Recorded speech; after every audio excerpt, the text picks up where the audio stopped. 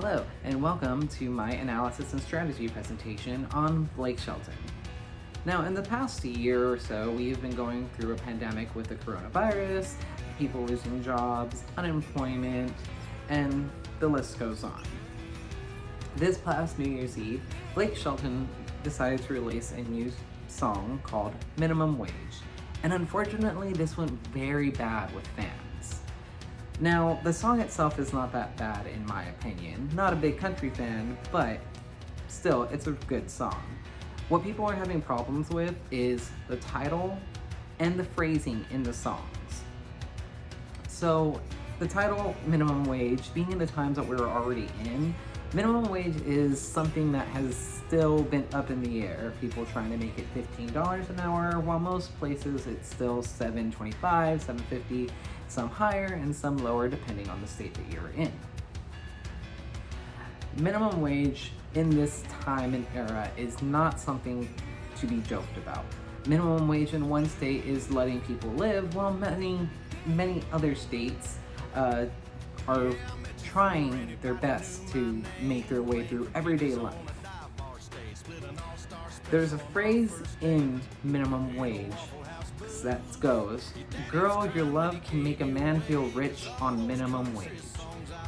This also affected a lot of people, for Blake Shelton does not make minimum wage, as most people know. He's a country music star. He's on The Voice. He is going to marry Gwen Stefani. Now, a lot of people are, yes, excited that he's a country music star, but they take offense to his phrasing because what does he know about minimum wage when the rest of us are struggling to get more money than what we're making today? As far as any good that can come from this one song, the song is not a bad representation of who Blake Shelton is. The song is actually about him loving Gwen Stefani and explaining how all the little things seem like big things because of how she's presenting them to him. How life is being presented to him because of who she is and how she treats him. It's not about actual money. It's not about actual costs or value of anything. It's a feeling. It's love. It's something that we feel inside when we're around that one special person. And it's something that he needs to continue to spread. Something that does not really even need to explain because things are not normally interpreted in that way. Yes, phrasing is a big thing nowadays. And unfortunately, people take offense to a lot of things. But love should always be able to be read properly.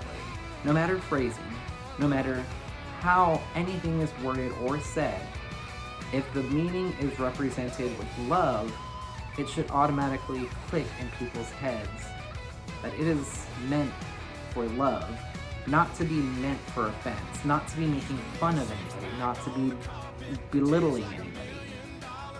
This song was meant for a person he loves, and he just needs to continue to express that love, either writing more songs or even performing in other ways, maybe do a large romantic act, post things on Facebook showing him and Gwen Stefani in pictures.